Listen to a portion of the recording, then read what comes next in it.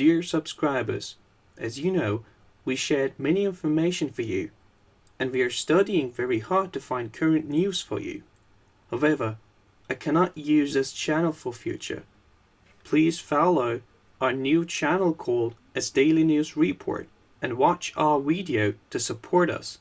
Link in description. Also, you can reach the video we shared on Daily News Report by clicking on the top right button. We highly recommend watching, subscribing, and sharing. We will continue to share some news on this channel, but we take precautions against some situations for future. Thank you for supporting us.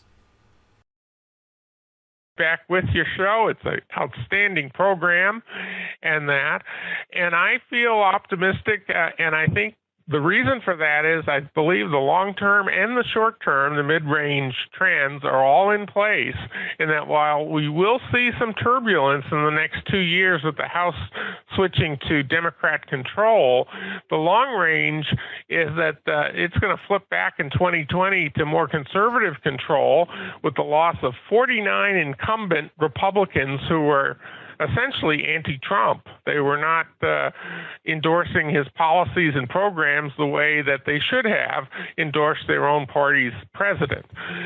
But on the long range, everything is in place. The numbers are there. The other side, the left, that's so noisy, is also extremely weak.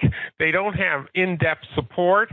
Their support is limited to people who are angry primarily, and people who are even on the liberal side of the fence want to see some positives come out of the Democratic Party. So I think overall, all the trends are in place. We have a little ripple. We're going to have another ripple. And I also think we may have a little interest rate ripple as well from Jerome Powell et al. But I think in the long run, it looks good. So the fact that things are a little soft right now, employment numbers seem to be getting a little softer. We've got, companies not doing great. Profits could conceivably be down. But you think all of that is kind of going to work itself out, huh? Yeah, I do. And by the way, I think all of it is to be anticipated. I mean, I do not see anything that's happening that shouldn't have been anticipated, wasn't anticipated by me and other people who spend the time to really research it. Basically, we have the market reacting to what they expect as future turbulence. The market is incredibly bright. Investors are incredibly bright. They don't mess around with theoretical stuff. They only make decisions, money decisions, based on where they think they can best invest their money. And they don't do it, on whims. They do it because they've thought things through carefully. And the fact the Democrats have the House, the fact that the House has up to 90 different potential investigations of Trump or anything that has the word Trump near it, like the Trump inauguration is being investigated, and Trump had nothing to do with spending the money, but they're investigating it anyway. Yeah. So, all of that, it means that the deregulatory processes are going to slow down. We would have had another tax cut if we had a Republican conservative switch this time around. That tax cut is going to be put off to 2021. The market is anticipating things aren't going to be quite as robust as they could have been, and they're acting, and they're selling certain stocks, buying others, and investing appropriately for what they consider to be the next 2 years. And we're going to have a little bit of a bumpy spot here, and things aren't as good as they could have been.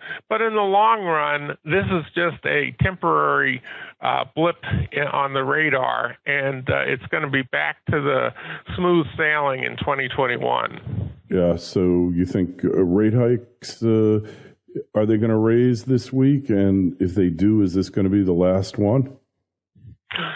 I won't say specifically if it'll be this week because there's arm pressure on them and that. But I think there's a good chance you'll see some rate increases, which are going to tend to slow down the economy, as we all know. That was bound to happen, and I anticipate it. And even if it doesn't happen, the market is reacting as if it will happen, and so they're anticipating the possibility, and they want their stock positions to be in the right places if it does happen.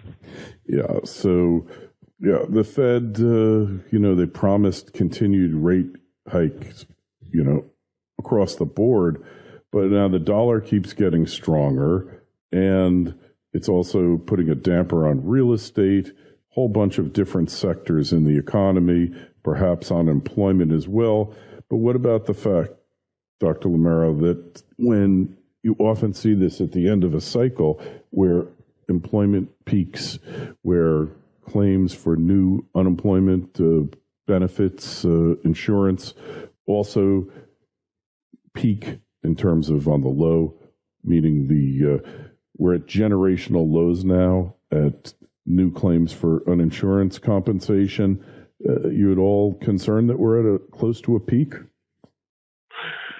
In many ways, that's possible, but there's a lot of momentum in the economy that's not going to be stopping just by that. There's a lot going on now, and there's a lot of pent-up demand for employment, too, that's going to tend to make that mitigated, the negative effect mitigated. And by the way, it's not been mentioned much in the news, but take a look at what China did. They capitulated to Donald Trump on automobile tariffs, dropping them significantly, about 25% decrease. That's significant. That's going to have an impact. There are a lot of good things going on, and Trump set in motion a lot of really positive things for the economy and his optimism as well. We obviously have the other thing going on, the lawsuits, trying to slow up this administration. But all in all, I think it's going to continue to be positive. I do not see us going into a recession. And I think that we're going to come out I think 2021 is going to be a great year, but I think we're going to have ripples and we're going to have negative news all the time because they're going to try to keep Trump from getting reelected. Yeah, and you think maybe the Fed is looking at the rate hikes as a means to frustrate his reelection? Could quite well be. I don't want to put words in their head if they're not going to make those public, but that's certainly a possibility. Interesting. Well, we don't really know what their agenda is. So what about the Mueller investigation? It looks like that's about to come off the rails, isn't it? Well, I think the Mueller investigation is going to see basically a giant $30 million no-op, as we'd say in computer science. No-op, meaning nothing happens, no operation happens on the cycle. And that's basically what we're looking at. The Michael Flynn judge, Judge Emmett Sullivan, for example, is going to be very upset when all the documents he sought on, for example, the Michael Flynn case were not given to him. Not given on a timely manner, and I don't expect you'll see them happen right now either. And so everything may get thrown out on Flynn. And in terms of some of the other people, a 14-day sentence for one person. And these things are not anything to do with Trump-Russian collusion. These are like minor infractions that they probably would never pursue them if these people had nothing to do with Trump. Yeah, these are like speeding tickets, right? More or less? I think jaywalking tickets. I don't even think they're speeding tickets. They're pretty minor things. And by the way, in comparison, it's so ironic that where you have a lot of evidence of collusion with Russian folks, the Chris Steele, attempt to get information from the Russians winding up in the Trump dossier, and that was funded by the DNC and by Hillary Clinton's campaign. And that was put spent. The money was spent without full disclosure, but basically hiring a law firm that hired the other firm that hired Chris Steele. It's all these set aside so that the money just eventually gets to the right place where they want it spent. But it's an attempt to not be transparent, in my opinion. Yeah. So basically, you have all sorts of things that went wrong on the other side, and none of those people are being investigated or threatened or indicted or anything like that. But I think that's also going to come to an end. And I think the House becoming Democrat is actually going to have the reverse effect of what the Democrats realize. I think it's going to push Trump to get aggressive on Hillary Clinton and those operatives, and the pay-for-play issue and the all those things. There's so many of them. We don't want to take up your show with all the possible indictments against Clinton and her, staff and that. Yeah, for sure. I mean, the wrongdoing, the criminality, it's just breathtaking. Uranium One, yes. There's just so many. The emails. Yeah. Anybody else did this kind of stuff, they'd already be in jail. For sure. No question about it. So your thinking is it's still a Trumpian world here? Yes, absolutely. The Republican Party is turning into the conservative populist party run by Donald Trump. It's going to continue that way. We have Lamar Alexander telling us that he's not going to seek re-election in 2020. And I think I mentioned at the outset of the program, I went through seat by seat through the Congress. I took weeks to review the election results to make sure I knew what really happened. And there are 49 establishment Republicans who did not support Trump and his agenda that are gone. There were some that resigned. There were some that retired. There were some that ran for re-election and just plain lost. And the preponderance of people in the House that were anti-Trump, they lost. That's very true. They're gone. They're not coming back in January. They don't have the job. And what's surprising is there are a couple of dozen new people in the House who are going to be pro-Trump. So Trump won the House, even though he lost to the Democratic Party temporarily. That's going to come back because these seats where Trump won by large margins, but then lost the incumbent Republican because they weren't supporting him, the electorate voted them out basically, they're going to get restocked with conservative pro-Trump Republicans in 2020. So he's not only going to win by a landslide, but he's going to carry the House with him in 2020. And that's pretty cool. Can't deny that. Well, certainly a lot to be optimistic about. What about the debt, Gerald? The debt's up to $22 trillion. Trump doesn't seem to care about it. The Congress certainly could care less. Well, Now, don't say Trump doesn't care. He really does care, but he felt the military was in such bad shape that he had to go along with spending money to save the military. So, don't forget, there was a time where we were worried that North Korea was going to launch missiles with nuclear tips against the United States. They had targeted San Diego. San Diego was targeted. We know that. Yeah. And other places, too. He did that. He spent the money for national defense, basically. But he said he'd never do it again. And I think that if the economy is allowed to grow, the growth is going to more than take care of the wrong-trended nature of where we're going now, which is more and more debt. I think we will curtail that, and we'll start losing debt once we allow this economy to grow. We're not close to full growth. Yeah. This economy has a lot of space to grow upward. And I think it will, and I think that will take care of that problem. Even if it isn't as fast as we'd like to see, Sure. I think we'll do it. But we've got to get through the negative politics. This is the politics of resistance. This is the politics of the Democratic Party that does not want this country to succeed. No, they don't. You got that right. And they don't, because that's how they act. Sure is. So what about the wall?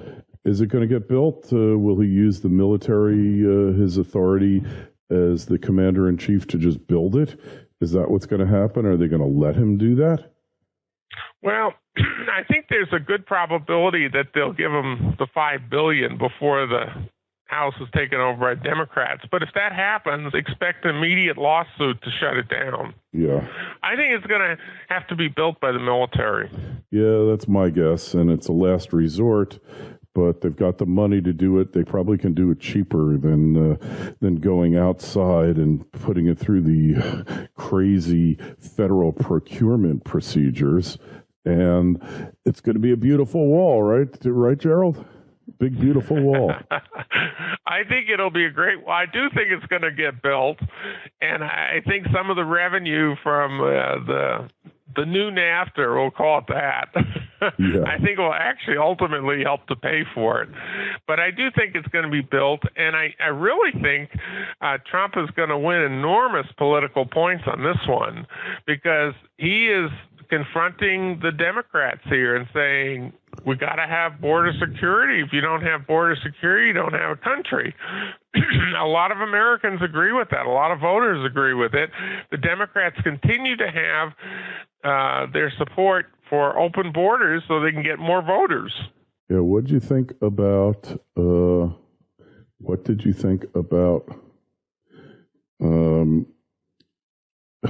meeting between Trump and Pelosi and Schumer? I listened to every minute of it. I loved it. Yeah. I thought it was great because he just called them on the carpet. They didn't want to talk about it. They wanted to do it off camera, but he confronted them. He confronted, Pelosi. He confronted Schumer. And I think he did a great job, and I think that we should see more of them, because that is transparency. That is seeing how the government operates and thinks. And instead of having it all hidden behind closed doors and then come out with their press announcements and statements, that are all, just put together to make it sound like everything's on their side. I think this is much more honest. This is the debate. These people don't want a wall. They want open borders. They don't like ICE. And I think more people see that. It helps the conservative cause. Now, two questions on two future Democratic leaders, maybe current. Alexandria Ocasio-Cortez, all right? She's like the guiding light of today's Democrat Party. I mean, they can't get enough of her.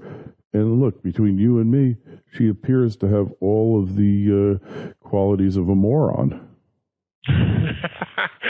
Yeah, it's amazing. And did you see recently it was proposed that the United States Constitution be amended to allow her to run by lowering the minimum age for president. I think it's a great idea. That's kind of amusing that some people think our Constitution has to be amended to let her in so that we can have someone who has no IQ or low IQ as she's president. An idiot. I mean, she certainly is uneducated on virtually every topic that you would think a congressman should be educated on. Foreign policy, economics, you name the topic, she's out of touch with it. Yeah, she really doesn't have a clue. And you know what's really funny, Dr. LaMero? She majored in economics. Now, look, I didn't major on economics. I think I know more about economics than she will ever know, which is just make everything free, and everyone will be happy, right? Yeah, well, a few years ago when I was working in industry, but this is symptomatic and that's symptomatic of the situation in education, I interviewed a young gentleman who was out of college, out of one of the Ivy League, I think it was, and he majored in economics. And so, loving economics myself, I said, what was your favorite economics book you read in college? Because I wanted to see where his interests were. Was it he Das said, Kapital? Books? He said, books? I didn't read one economics book. And he has a graduate or a degree in economics. Is this a joke that you're telling me, or is this for real? No, this is absolutely true story. I was a hiring manager. I used to work at a major top corporation in the country for years before I decided to just write books. And I was, interviewing for a position on my staff, and this person was a potential candidate, but had read no books in economics. I couldn't believe it. I thought, how did he get through college? I mean, I have a library of books on economics, and he has never read one book on economics. Yeah. That tells you the state of education in some of our universities. Or miseducation or poor education, for sure. Hey, so, and what about Beto O'Rourke? He's a Kennedy clone. I think they cloned He's more dangerous. They cloned the body, but not the mind. Well, he, there are issues, with his background and that I think would come out if he ran. But I think he's a little bit more dangerous because he's sort of a charismatic figure that, produces sound bites that at least are intelligible. I can't say that for Ocasio-Cortez, who says the most outlandish stuff. But I think he's a possible and maybe even a high probable candidate for vice president or president in 2020. Yeah. I think people like Joe Biden, Bernie Sanders, they're dinosaurs whose day is past. And I think Hillary Clinton, she, I think, really would love to run for president again. You notice that she had to suspend her 13-city tour because nobody was showing up for it. Imagine if you had a book tour and nobody showed up, huh? That's pretty devastating if you want to be president. And you can't even give the tickets away, right? You can't even give the damn tickets away. Yeah, they had to keep lowering the prices, I believe, on the tickets. I think they were paying people to show up, honestly, Doctor. And they kept having to partition the arenas into smaller and smaller segments so it wouldn't look like it was completely empty. But I had predicted, and I think my prediction was right, that they wouldn't be able to do more than 3 of those, and they'd have to shut them down because they're losing too much money. Kind of reminded me of the election. Yeah, I remember one of those tour stops that she had right near the end of the election. I guess it was the end of October, the beginning of November, and they had a musical act that preceded her. They had a fair number of people for the musical act. As soon as the act was over, the people left. They didn't stay for her part of the presentation. So you think they're getting tired of her act, huh? I think so. Well, we can only hope, Doctor. We can only hope. But there's like another alarming trend. I mean, I talked with former Congressman John LeBoutelier. He doesn't seem too concerned about voter fraud. He doesn't think it has much effect. But we had this massive vote harvesting operation that took place in the People's Republic of California and other blue states. I mean, how do we beat that? Because they took out 7 Republican congressmen in Orange County, almost all from the ballot harvesting. Yeah, well, I remember one of those in particular.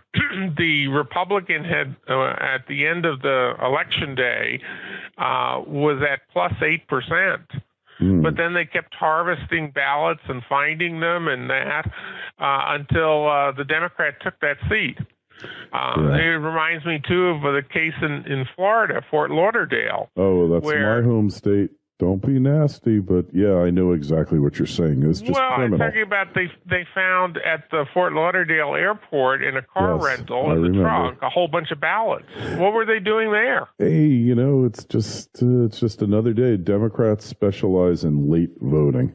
You know, that's where they do their best. It's looking like up to 10 seats may have actually been given up by Republicans due to what I would call an unfair election. Either illegal counting or illegal voting or whatever. You know, we almost lost the governorship here in Florida due to it.